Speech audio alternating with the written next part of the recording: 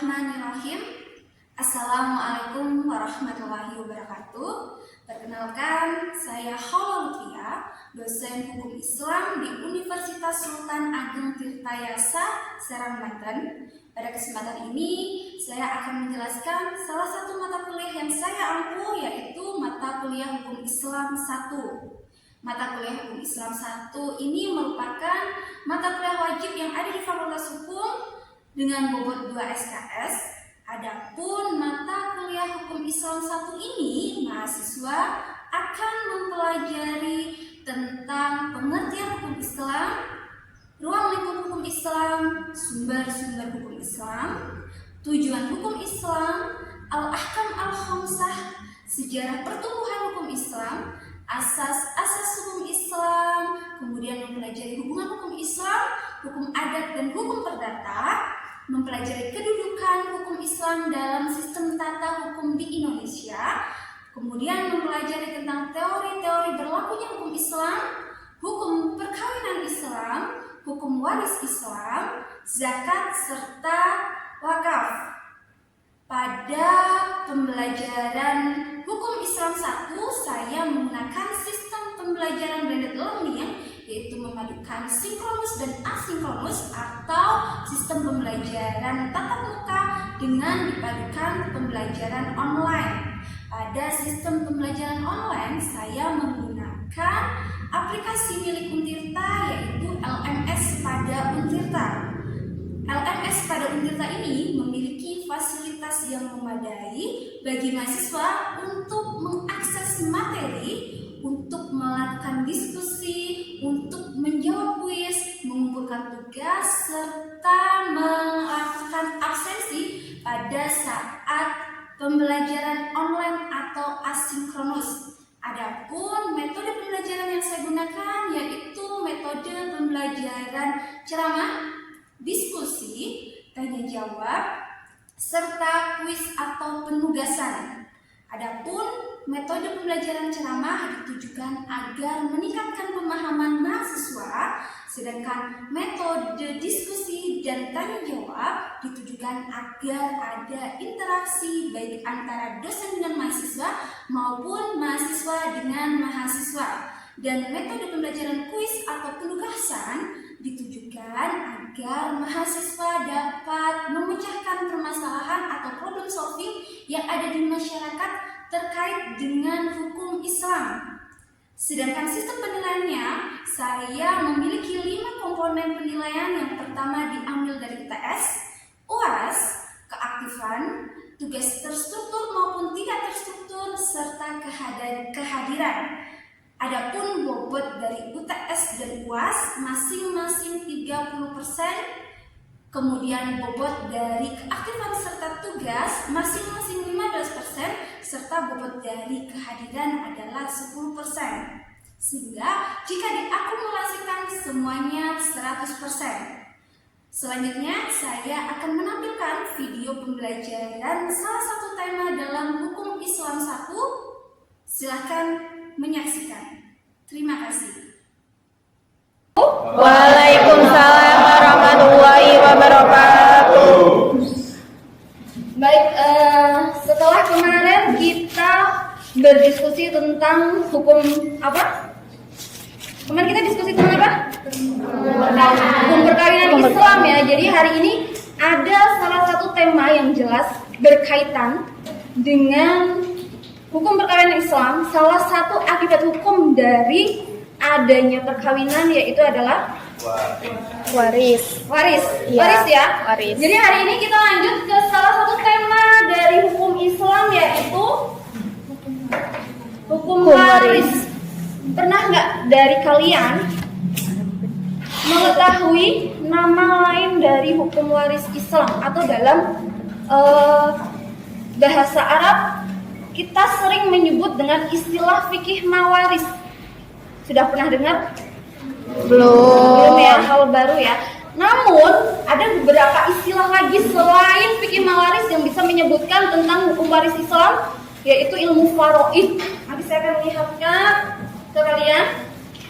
Nih, ada faraid. Jadi di beberapa referensi bisa kalian lihat ilmu mawaris atau fikih mawaris itu istilah lainnya adalah ilmu faraid. Namun sebelum kita lanjut ke tema utama kita, saya akan menjelaskan nih beberapa tujuan dari pembelajaran kita. Jadi dengan tema fikih mawaris ini diharapkan kalian ini dapat memahami tentang hukum waris Islam, asas-asas waris Islam, kemudian dapat memahami tentang waris Islam, perbedaannya dengan hukum adat, waris adat, kemudian perbedaannya dengan hukum waris perdata. Nanti dengan melihat perbedaan ini kalian akan tahu, oh ternyata yang ada di masyarakat kita kebanyakan mereka menggunakan hukum waris yang mana gitu kan. Sedangkan kita tahu di pertemuan sebelumnya kita ngebahas bahwa konsekuensi logis dari teori kredo atau syahadat kita itu harus menjalankan semua yang ada dalam syariat Islam gitu kan ya. Jelas, jadi kalau kita muslim, waris yang digunakan adalah waris Islam gitu kan ya. Nanti kita akan lihat yang terjadi di masyarakat menggunakan waris apa. Yang ketiga, dengan bahasan fikih mawaris ini diharapkan kalian dapat mempraktekkan pembagian waris Islam dalam kasus-kasus waris yang ada di masyarakat. Nanti akan ada contoh soal yang kemudian bisa kalian tahu, oh bagiannya berapa suami, bagiannya berapa istri. Sampai di sini tahu kan tujuan dari pembelajaran kita? Tahu, Bu. Oke. Adapun referensinya yang akan kita gunakan, ini adalah referensi yang bisa kalian gunakan untuk menunjang tema fikih mawaris kita. Bisa kalian cari di beberapa buku online atau referensi online. Kemudian di perpus kita juga tersedia buku-buku ini, bisa kalian gunakan untuk sebagai referensi penunjang dalam tema fikih mawaris ini. Oke, selanjutnya pengertian mawaris, saya akan melihatkan atau memahamkan kepada kalian perbedaan hukum Islam, hukum adat, hukum perdata, khususnya yang membahas tentang waris. Gitu ya. Jadi hukum Islam ini memberikan pengertian khusus tentang ilmu faraid atau waris, yaitu peralihan harta kekayaan yang ditinggalkan seseorang yang meninggal dunia kepada ahli waris. Jadi dari pengertian ini ada poin yang perlu kalian pahami, bahwa warisan itu terbuka harus ada yang meninggal dunia. Ya. Bisa pahami ya? Bisa. Oke. Jadi sebelum kita mengetahui asas-asas waris, kita harus tahu nih pengertian waris atau ilmu faraid yang ada dalam hukum Islam, kemudian hukum adat, hukum perdata. Jadi dalam hukum Islam itu waris adalah peralihan harta kekayaan yang ditinggalkan seseorang yang meninggal dunia kepada ahli waris. Jadi poin penting dalam hukum Islam itu kalau kalian pahami, harus kalian ingat itu, waris itu terbuka harus ada orang yang meninggal. Sedangkan kadang kalian di masyarakat pernah nggak dengar ada seorang anak tiba-tiba datang ke orang tuanya terus bilang, minta waris. Ayah, ibu minta dong bagian warisan saya sekarang gitu. Itu diklaim sebagai bagian waris. Padahal kalau kita lihat dari pengertian hukum Islam itu termasuk nggak? Enggak. Kan ya. Jadi itu adalah pemberian biasa saja gitu kan. Jangan klaim itu sebagai waris yang kemudian ketika ada yang meninggal terbuka warisan terus diklaim sebagai harta warisan yang dulu pernah dikasih gitu ya. Bisa dipahami untuk pengertian hukum Islam? Bisa ya. Hukum adat, dalam hukum adat waris ini adalah proses peralihan harta kekayaan baik material maupun unmaterial dari satu generasi manusia ya tentunya pada generasi berikutnya. Di sini apa yang membedakan antara hukum adat dengan hukum Islam? Material dan unmaterial, ya enggak? Unmaterial itu apa? Yang bukan materi. Ciri-ciri bukan materi itu apa? Bukan harta, iya bukan harta. Maksudnya nama baik masuk nggak? Unmaterial. Masuk. Nama buruk? Masuk. Ilmu mungkin ilmu? Iya. Bisa kan ya? Kita bisa lihat pernah nggak di masyarakat kayak gini? Ada anak seorang penjahat, yang penjahat bapaknya, Tapi label jahat itu melabeli ke anaknya.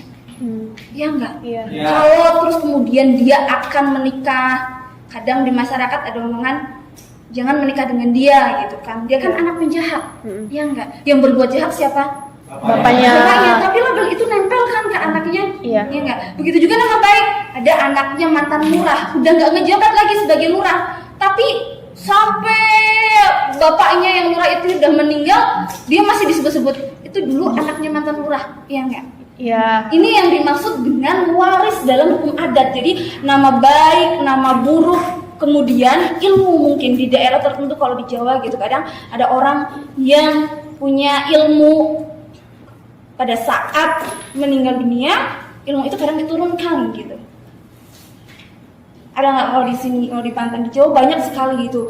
Beberapa orang memiliki ilmu, bukan ilmu pengetahuan ya, ilmu magic, Iya. magic ya, yang kemudian itu juga diturunkan. Harta pusaka, keris, apalagi selain keris, terus cincin-cincin itu loh, itu banyak sekali diwariskan dalam hukum adat di beberapa daerah masih diterapkan. Ini adalah yang membedakan waris adat dengan hukum Islam. Kalau hukum Islam hanya material, sedangkan dalam hukum adat material maupun unmaterial. Jadi nama baik, ilmu, kemudian harta pusaka dan lain sebagainya itu juga masuk dalam waris. Terakhir, hukum perdata. Jadi akibat hukum dari matinya seseorang terhadap kekayaan yang ditinggalkannya. Ini yang menjadi perbedaan dengan hukum Islam sama hukum adat. Dalam hukum perdata ini mungkin saya pernah jelaskan di sini, waris, harta warisan itu bukan hanya berbentuk aktiva saja tapi pasifa. Apa itu maksudnya? Utang Plus harta. Jadi kalau dalam hukum perdata, hutang itu masuk dalam waris. Jadi ahli waris itu bertanggung jawab untuk membayarkan hutang-hutang si pewaris, orang yang meninggal dunia gitu. Sedangkan dalam hukum Islam jelas tidak, hutang itu nggak masuk dalam kategori harta yang diwariskan, jelas nggak masuk ya. Hukum adat juga tidak gitu. Sampai di sini bisa dipahami? Bisa Ya. Saya lanjutkan ke slide selanjutnya. Ini waris Islam. Unsur-unsur yang ada dalam waris Islam ada 3, ini sifatnya komunal, yaitu pewaris atau muwaris dalam bahasa Arab, ahli waris yaitu waris gitu ya, dalam bahasa Arab itu ahli waris itu waris. Jadi kata dasar mawaris itu sebenarnya dari waris itu gitu, ahli waris gitu. Terus kemudian ada tirkah atau harta warisan. Ini 3 poin ini tuh sifatnya komunal. Jadi kalau nggak ada muwaris, nggak mungkin ada waris. Nggak ada waris, nggak ada tirkah. Jadi nggak ada pembagian harta warisan gitu. Jadi warisan terbuka harus ada unsur pertama yaitu muwaris. Pewaris harus ada yang meninggal dulu, orang yang meninggal dunia. Kemudian pastikan meninggalkan harta juga. Kalau meninggal dunia nggak bawa harta, nggak meninggalkan harta juga nggak bisa disebut, nggak bisa terbuka pewarisan gitu kan. Kemudian ada ahli warisnya, ada orang yang menggantikan kedudukan pewaris atas harta-hartanya, kemudian ada tirkah atau harta peninggalan orang yang meninggal dunia gitu. Ini penting sekali, harta peninggalan orang yang meninggal dunia sebelum digunakan untuk kepentingan pemulasaran jenazah. Dalam Al-Quran ada 3 kewajiban sebelum terbukanya waris. Ada yang tahu apa saja? Sebelum membayar hutang, pemulasaran jenazah. Saya tulis dari sini. Pertama, pemulasaran jenazah. Misal di daerah kalian gitu, ada tradisi pengajian berapa hari? 1 hari, kemudian 7 hari. 1 sampai 7 hari ya. 1 sampai 7 hari. Ada nggak lebih panjang dari itu? 40 hari. Setelah 40 hari 100. dulu 100, terus haul dulu ya, haul 1 tahun, habis itu 1000. Nah itu silakan, harta itu disisakan untuk keperluan pengajian itu gitu. Pemulasaran jenazah pisahkan, hartanya masih sisa. Kedua, untuk membayar hutang itu harus dibayarkan dulu gitu. Jadi ini yang beda dari hukum Islam sama hukum-hukum yang lain. Hutang harus dibayarkan dari harta yang ditinggalkan. Setelah hutang udah selesai, apalagi ada 1 lagi, ada 3 hal yang harus ditunaikan. Wasiat, Wasiat. gitu ya. Wasiat itu harus ditunaikan sebelum ada pembagian warisan.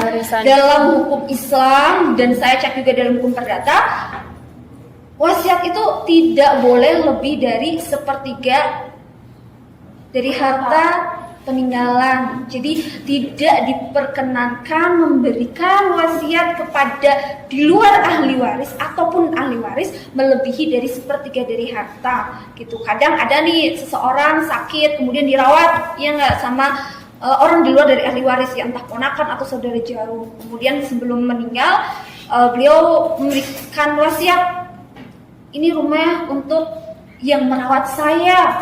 Oh tunggu dulu, kita lihat aturan dalam perdata maupun hukum Islam boleh memberikan harta di luar dari ahli waris gitu, tapi jangan lebih dari 1/3 dari harta. Kenapa seperti itu? Ada yang tahu nggak? Karena ada hak-hak dari ahli waris. Ya nggak, bayangin kalau hartanya semua dikasihkan kepada orang di luar dari ahli waris, kemudian ahli waris padahal memiliki hak wajib untuk menerima atau berhak untuk menerima dari harta waris, kemudian dia nggak menerima, iya nggak? Makanya dibatasin. Bukan hukum Islam aja, hukum perdata juga tidak lebih dari 1/3 dari harta. Bisa dipahami ya sampai di sini ya? Bisa. Oke, next. Nih perbedaan waris Islam, perdata dan adat. Ini penting juga biar kalian tahu. Dalam hukum Islam tadi sudah saya jelaskan, terbukanya waris ini harus ada yang meninggal dunia. Hukum perdata, terbukanya waris ini sama, harus ada yang meninggal dunia. Ini adalah akibat hukum dari seseorang meninggal, yaitu adanya perbuatan hukum yaitu waris gitu kan ya. Dalam hukum perdata, dalam hukum adat, meninggalnya seseorang ini tidak bisa menjadi patokan atau ukuran untuk menentukan terjadinya proses waris. Mungkinkah ini yang kemudian banyak dilakukan di masyarakat? Orang bisa mengklaim pemberian-pemberian semasa Hidup. Pewaris masih hidup gitu, entah itu dikasih rumah, dikasih tanah, atau bahkan kadang biaya pendidikan itu diklaim sebagai waris gitu. Oh kamu nggak usah dikasih waris karena kamu sekolahnya paling tinggi. Sering nggak dengar seperti itu? Iya sering. Sering ya. Kamu nggak usah dapat harta warisan karena kamu udah saya bikinkan rumah. Gitu. Sering kan ya. Ini mungkin yang kemudian banyak terjadi di masyarakat atau dipraktekkan di masyarakat, yaitu hukum adat gitu. Tapi kita baik, kita lanjutkan ya. Kali ini saya akan memberikan penjelasan nih tentang siapa yang berhak menjadi ahli waris atau ahli waris yang ada dalam hukum Islam. Nanti akan saya bandingkan nih dengan ahli waris yang ada dalam hukum adat, ahli waris yang ada dalam hukum perdata.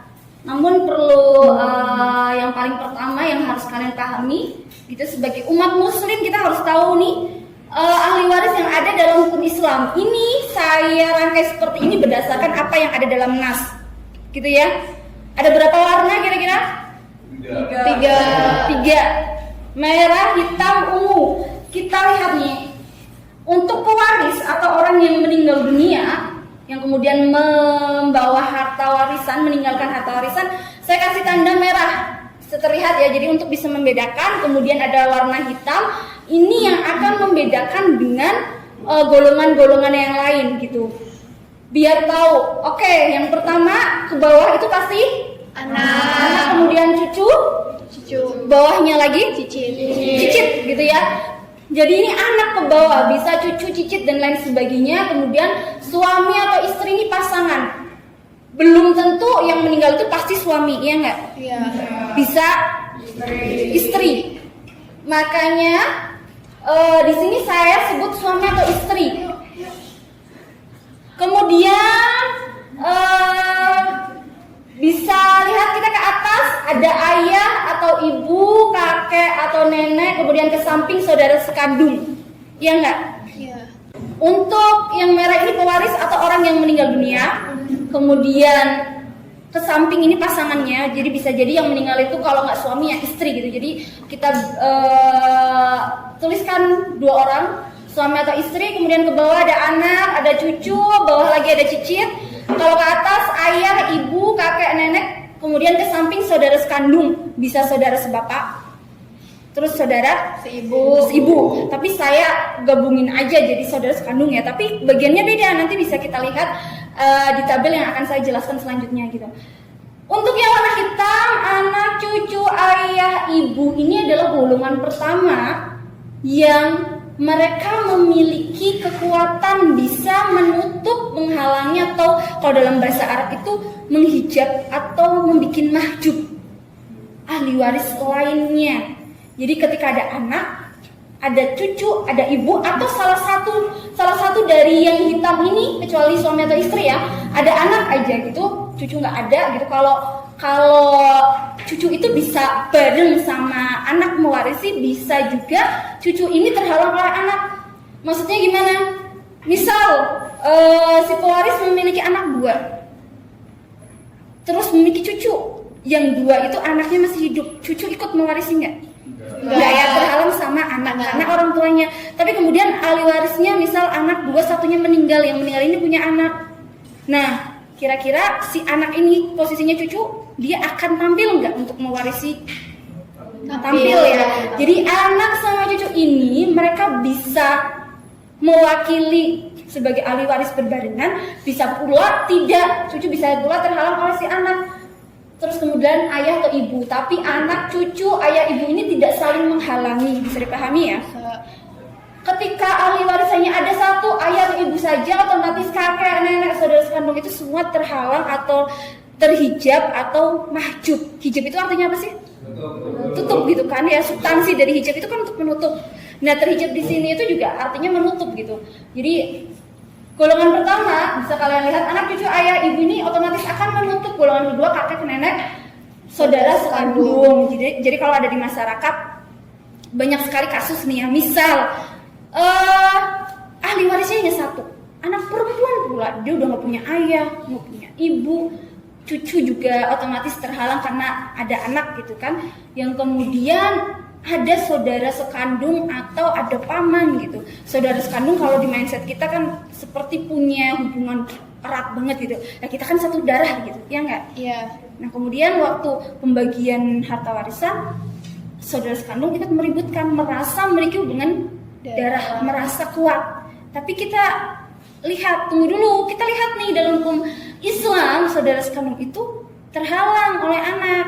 Jadi kalau ada di masyarakat suka rame-rame tentang waris, menentukan ahli waris itu kita bisa nih sebagai patokan ini saya berdasarkan apa yang ada dalam nas Al-Quran. Jadi ahli waris saudara sekandung itu jelas terhijab atau mahjub oleh anak gitu. Banyak kan, anaknya cuma 1. Kalau di masyarakat anaknya banyak, biasanya saudara sekandung atau paman yang masih rada jauh, mereka nggak akan ribut. Tapi kalau udah anaknya 1, nggak punya ibu, suami atau istrinya juga meninggal, ikut merasa ingin memiliki. Sering nggak terjadi seperti itu? Sering kan ya. Makanya lihat, tunggu dulu, kalau kamu posisinya saudara sekandung, kalau lihat dari bagian ini otomatis dia terhalang nggak?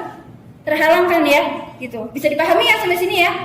Bisa. Ada yang ditanyakan? Iya, Bu. Oke, silahkan. Kan dalam hukum Islam itu kan ahli warisnya itu kan yang harus meninggal dunia ya Bu ya.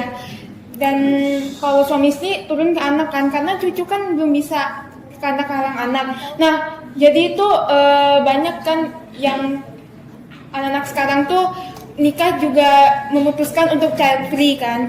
Nah, kalau suami istri ini nggak punya anak, hartanya mau dikemanain Bu? Apakah dia akan dipindah ke saudara sekandung atau bagaimana Bu? Oke, terima kasih. Jadi kita lihat dulu dari skema ini gitu kan. Kalau dia memang memutuskan tidak punya anak, otomatis keturunan ke bawah nggak ada. Yang ada, kita lihat ke atas, ke atasnya ada nggak?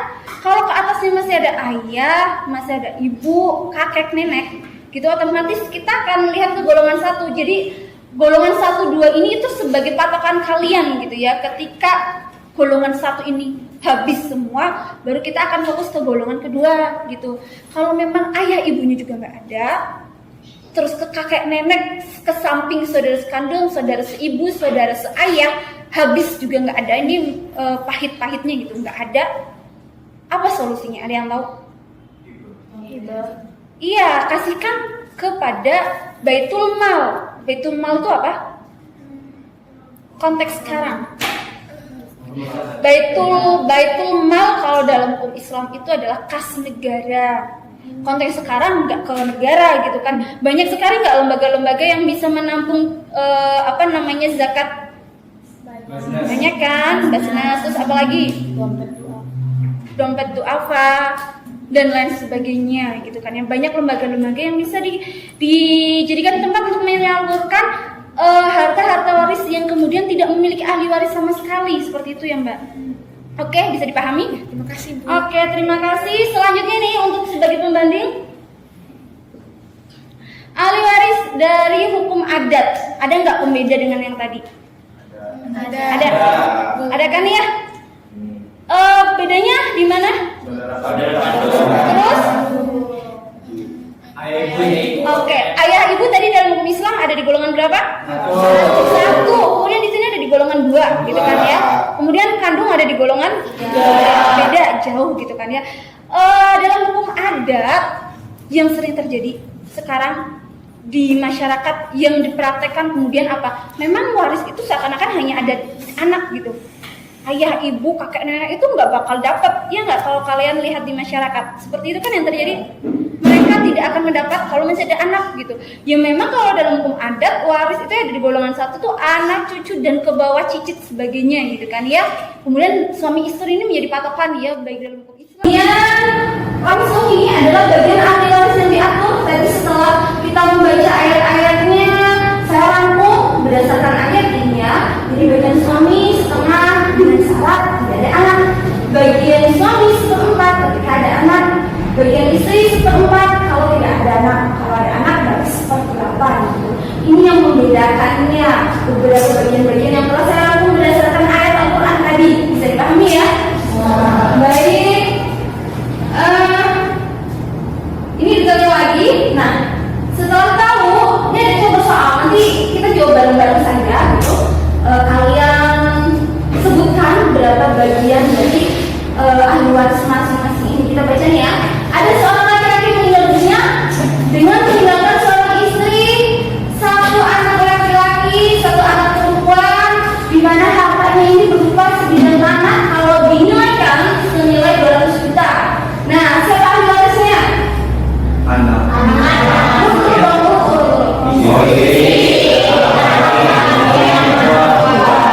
Oke, bagiannya istri 1/8 ya. Karena apa? Terus bagian anak laki-laki? Bagian anak laki-laki.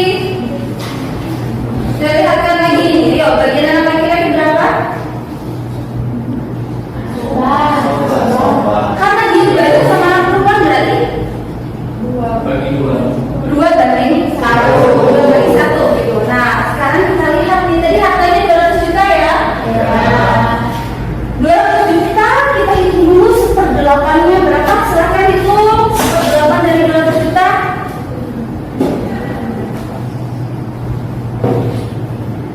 Baik, ayo hitung 1/8 dari 200 juta 25 juta. Sisanya berapa?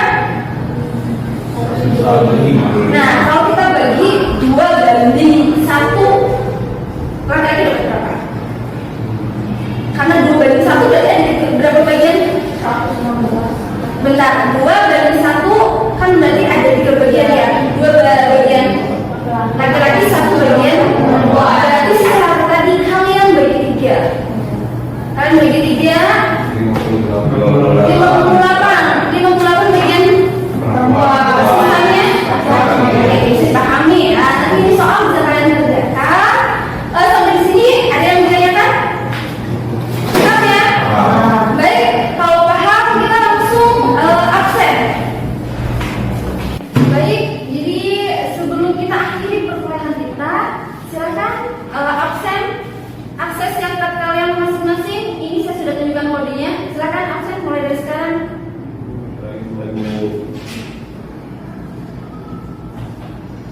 Sudah? Sudah ya?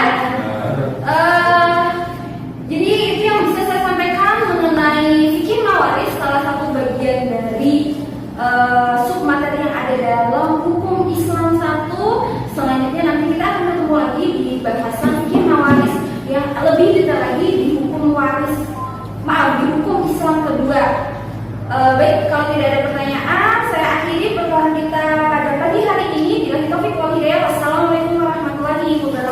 Waalaikumsalam.